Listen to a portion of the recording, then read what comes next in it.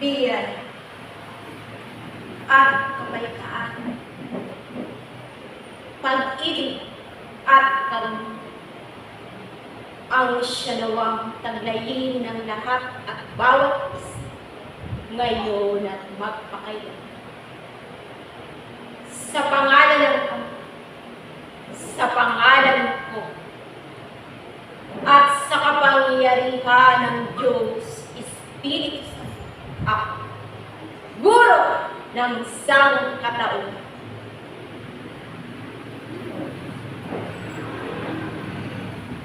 Mga mananampalataya,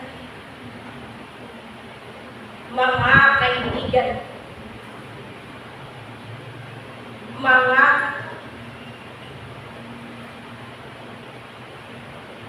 binaban ang lahat at bawat isa sa mahalagang araw ng pagkakaisa, pagsasama-sama ng mga manggagawa na nakapaloob sa aking ibanghel, sapagkat ang pagpapatuloy sa pananampalataya ay karunungang tatanggapin ng inyong kaluluwang espiritu tungo sa daan ng katotohanan at magiging kaligtasan ng lahat at bawat isa, sapagkat ito ang aking ipinangako na kayo'y aking iiwan, datapwan ako'y magpapas ng mga anyo sa makatuwid bagay ang espiritu ng katotohanan na siyang magtuturo at magpapalaan ng lahat ng mga, sapagkat ako ang buhay, ako ang kasimulan at ang wakas, at ang sino ay hindi makaparoroon sa Ama kung hindi sa pamamagitan. Ako ang puno ng ubas na kinakailangan na panghawakan, kilalanin, sampalatayan sa iba't ibang panahon at pamamaraan ng inyong pananampalataya sa bawat antas na inyong kilalanin. Bakit? Sapagkat ang pagbubukas ng karunungan at mga pasimula ay dumedepende sa kalagayan at paniniwala ng bawat mananampalataya. Sa bawat dako, mayroong tumatakip ng may antas, mayroong nagpapasimula. Datapwat lahat kayo'y nakasumpo, at lahat din kayo ay tumanggap. Walang sino man sa inyo ang nangabigo sa aking harapan, sapagkat kayong lahat ay aking pinagkalooban, sapagkat ang pag-ibig ko ay para sa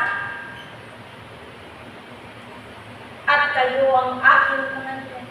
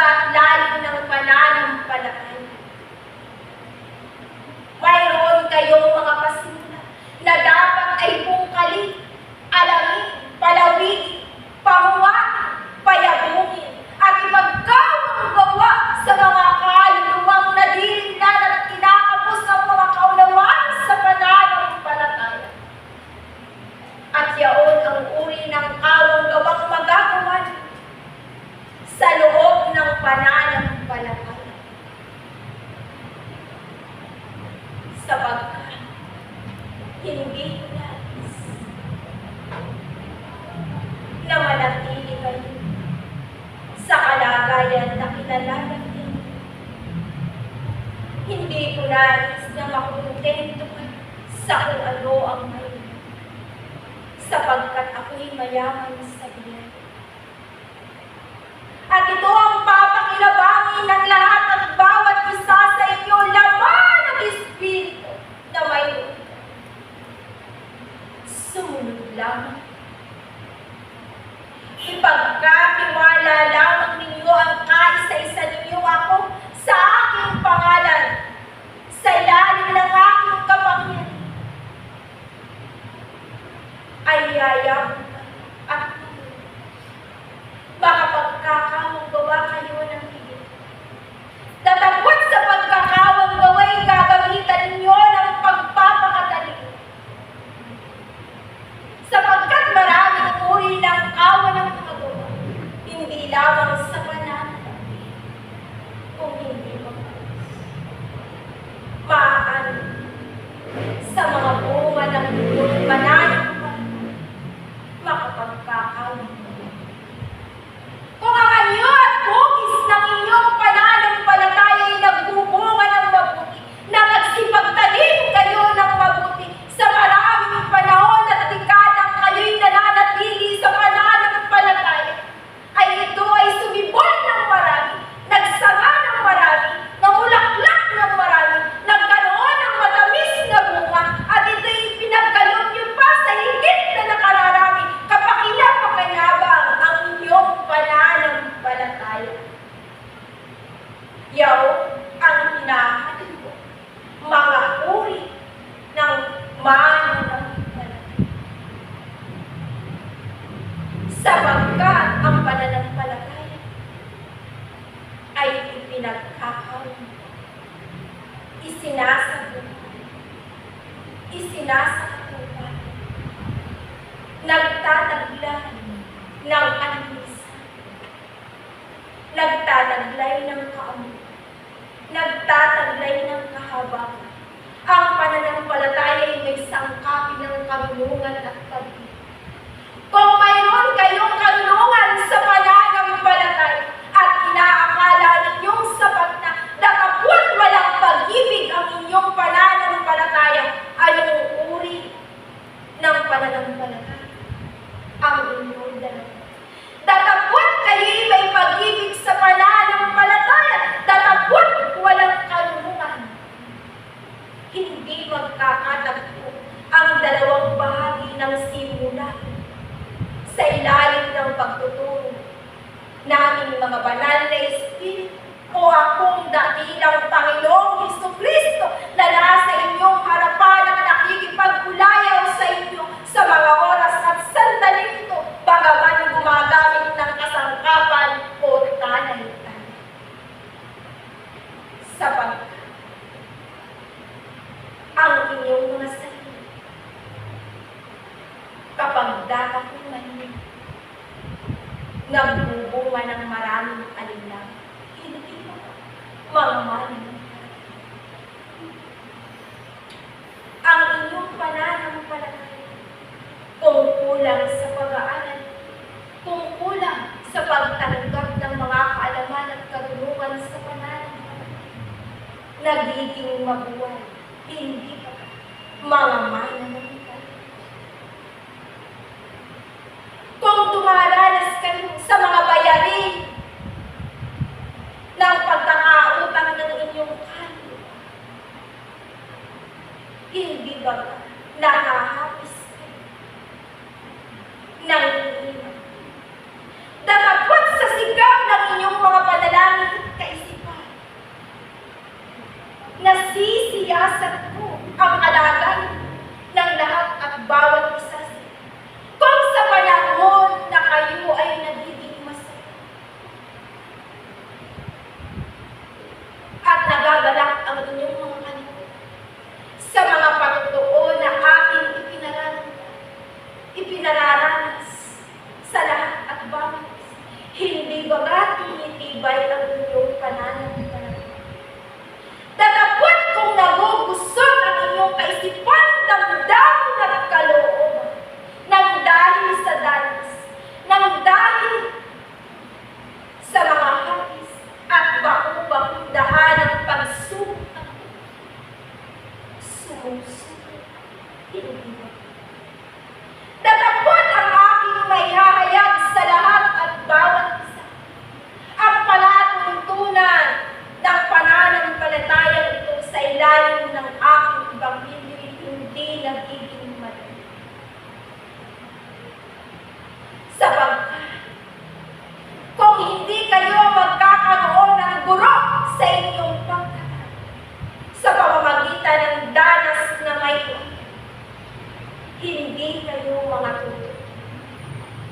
bilang mga mananampalataya sa loob ng pananampalataya.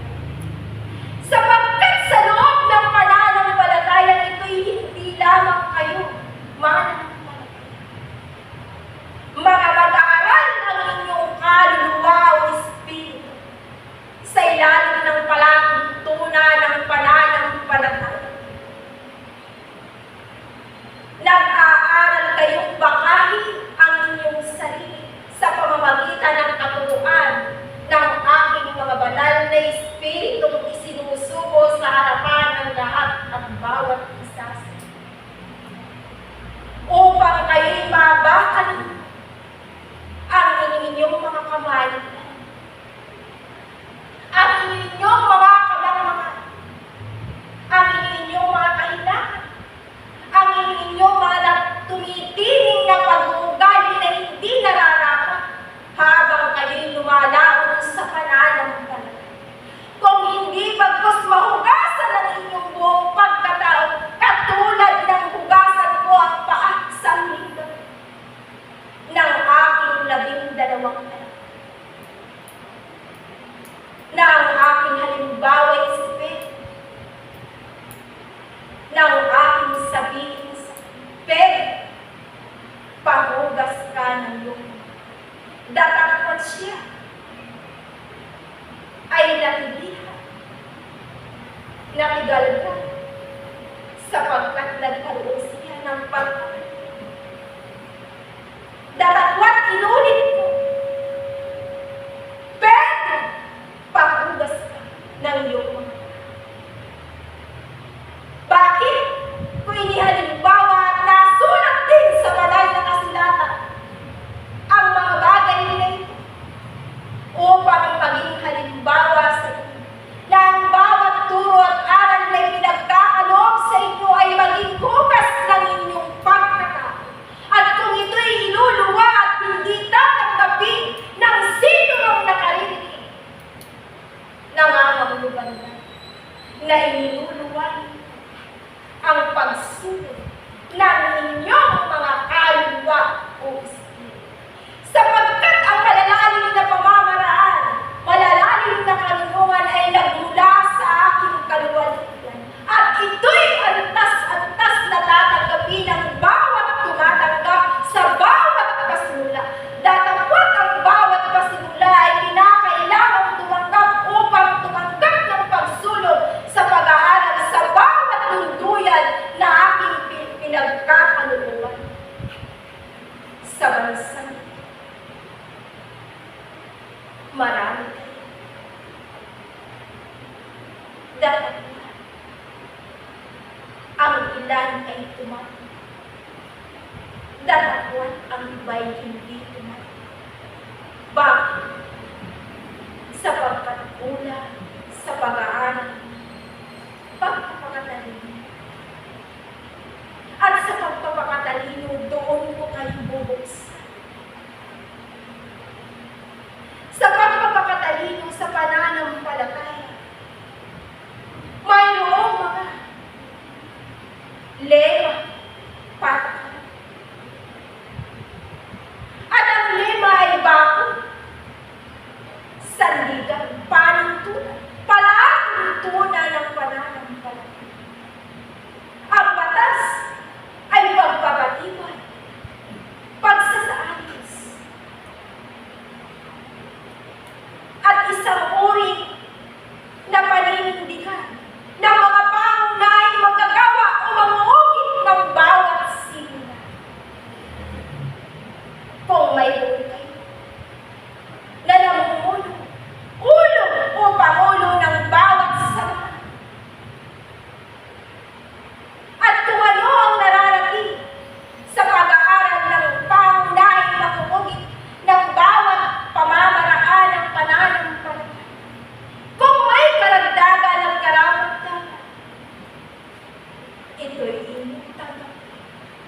Pag-aral, bulay-bulan, banay-banay ninyong pag-aaral, titimbang. At kung ito'y matimbang, doon ninyo ito pagtitibay, pagsasama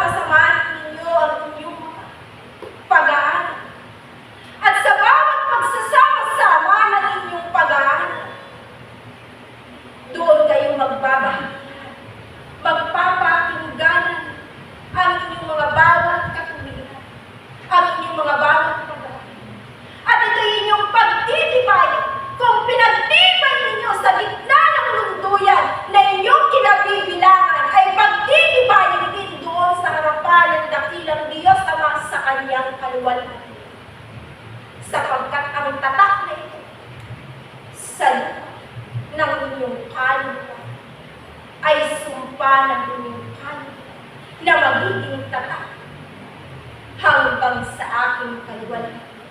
At ihaharap ng inyong kaluluwa sa aking kaliwala kung dumating na ang takdang panahon ng pagkakatawag ko sa hangganan ng inyong mga laman at kumiwalay ang inyong kaluluwa, ay doon tayo magtitiwala.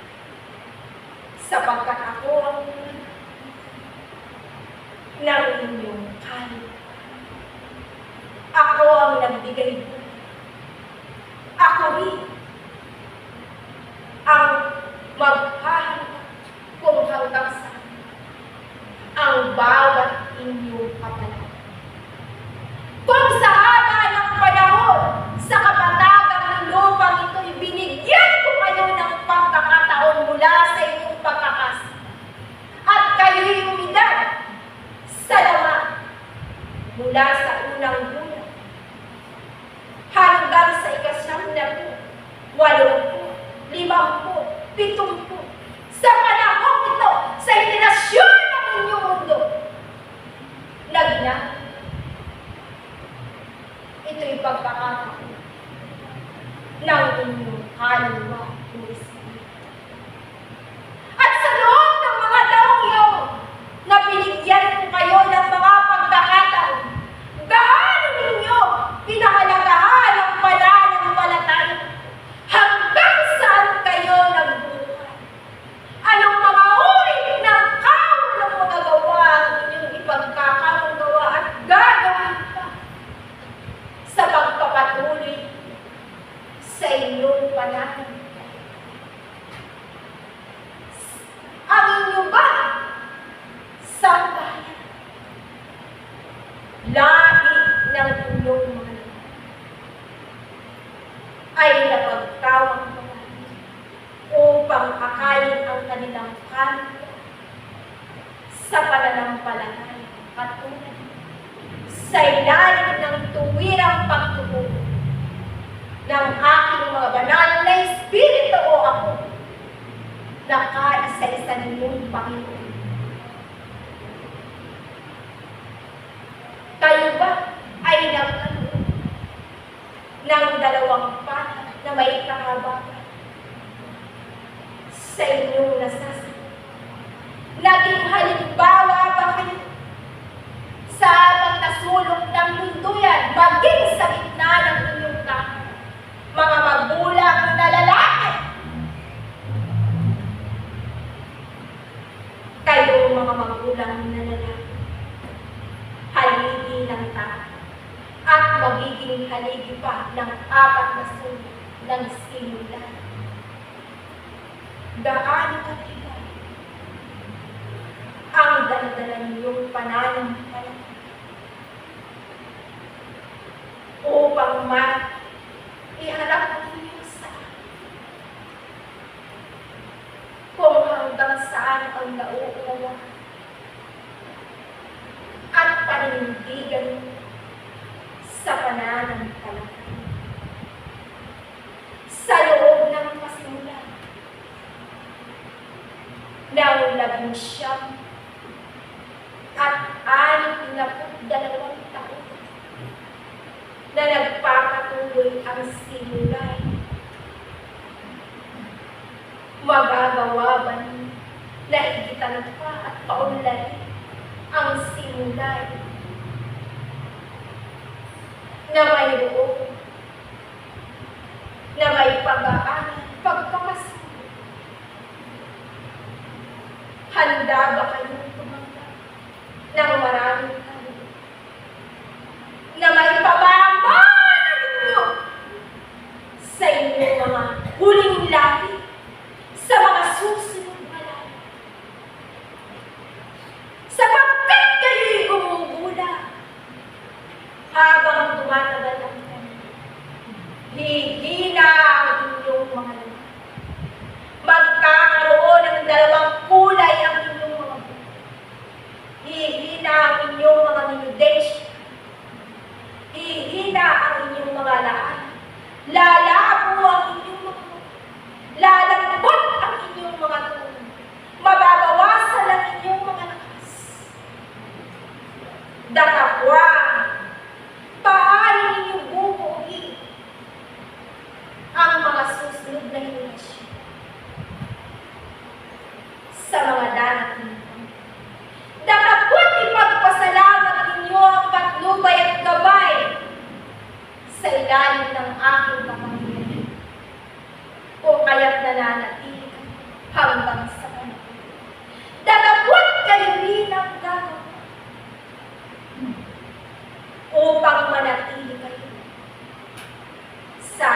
aking sa aking pastulan, tulad sa mga puting ito, na aking pinapastol at inaakay.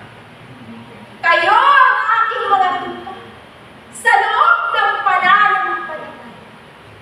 Datapot sa loob ng aking bakuran, kung mayroong isang daang tupa at ang isa'y nawawala, iiwanan ko ang siyang nakatyan at hahanapin ko ang isang nawawala. Ano ang aking ibig ipakahulugan? Patuloy kayong magpapalagay. Kung mayroong mahina, huwag lagyan ng tambil o tabi. Alisin ang mga damdaming tao. Alisin ang mga kataas. Ang mga kalumpukan ng pagkatao ng lahat at bawat. Kung hindi bagtas, mabuhay kayo sa kababaan. Patuloy at magpatuloy kayo magpakayala ng magpaalala, magdamay upang mabuo ang matibay na pagtakas. Upang ang kasimulang ito'y magpatuloy at lumayo pa at dumayo. Sapagkat sa pananampalatayang ito'y kami nakasubaybay, lalo higit ako ang inyong Panginoon Kristo. Na walang iba, kung hindi ang dakilang Diyos ng lahat ng inyong mga kanin.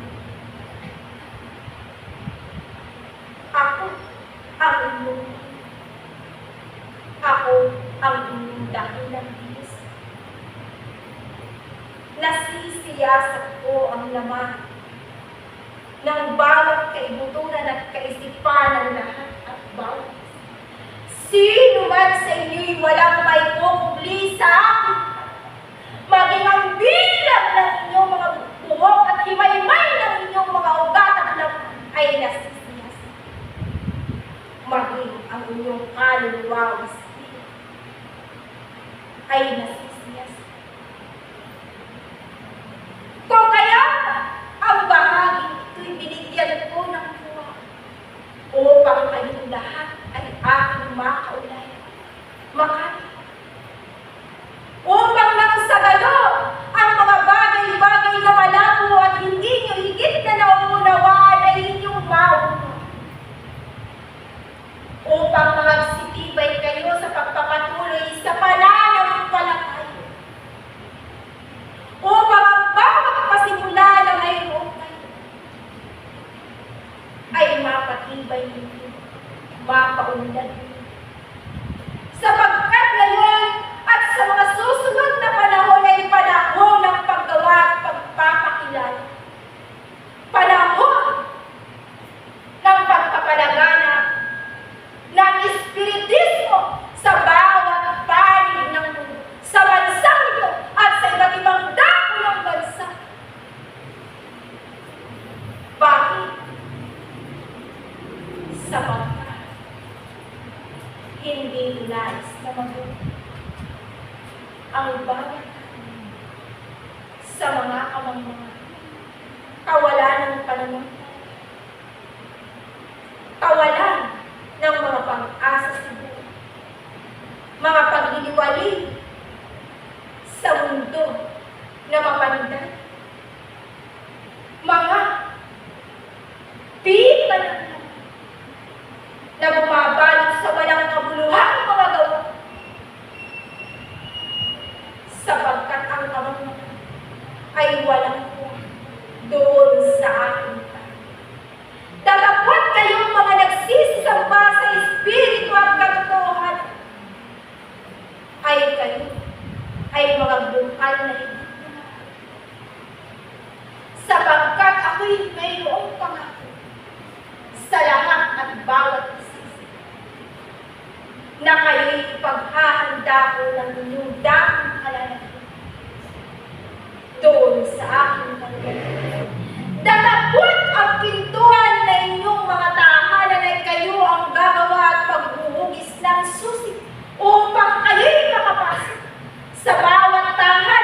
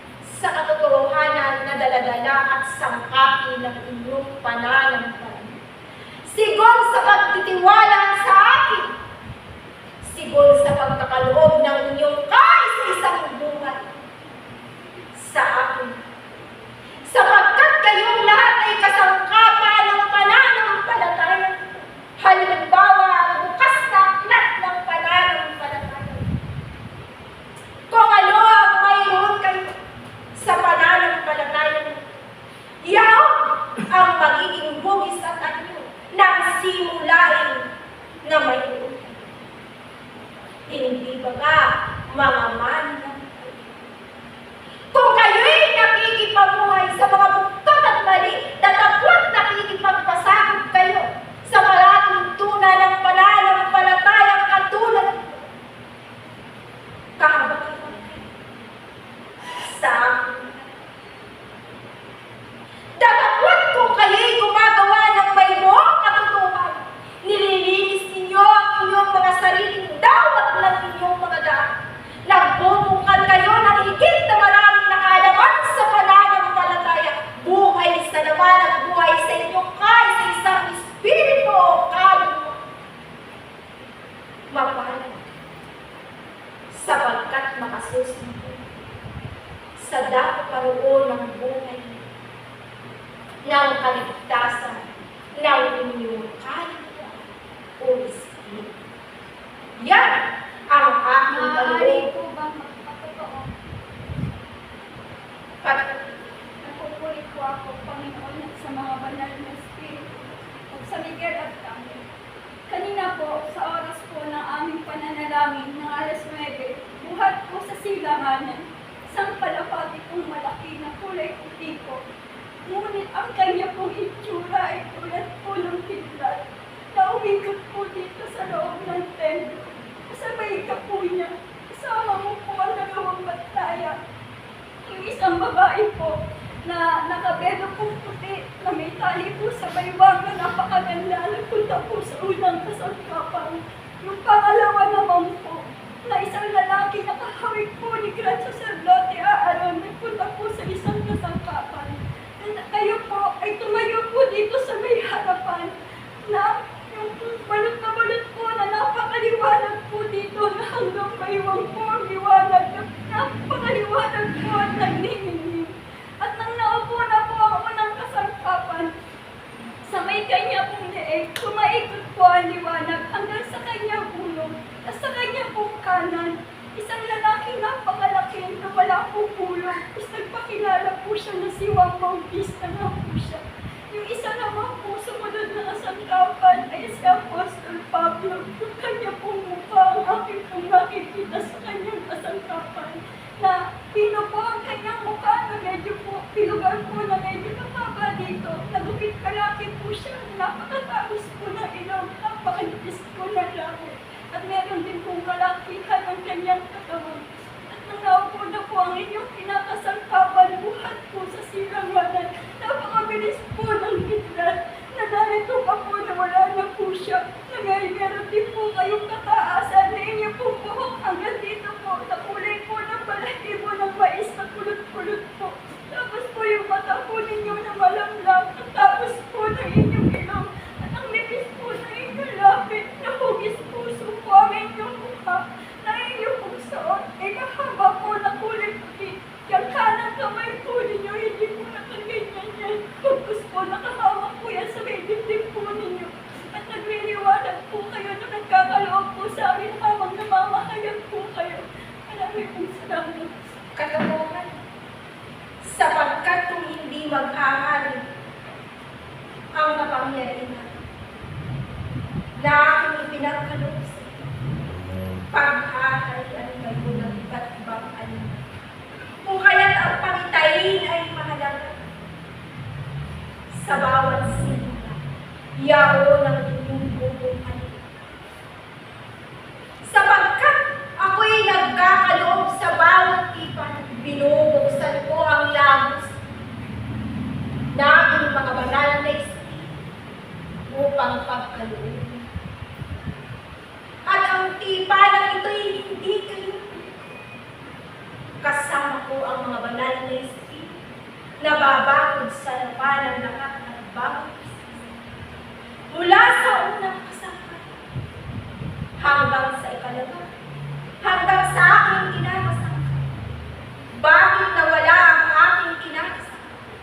Sapagkat hindi naghahari sa kanya ang kanyang sariling ako sa bawat oras ng tipanan o tungkulin na kanyang ginagawa. Kung hindi ang kinakailangan, ay ang maghari, ay ang kapangyarihan naming mga banal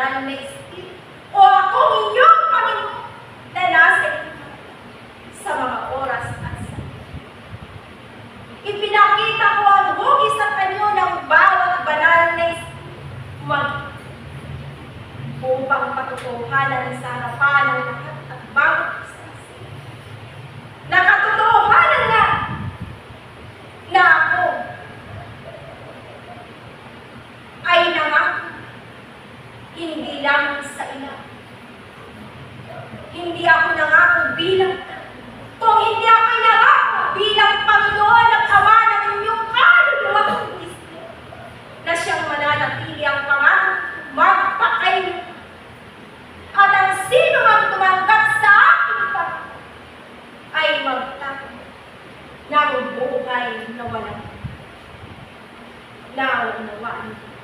Mga apo, mga anak, mga kaibigan,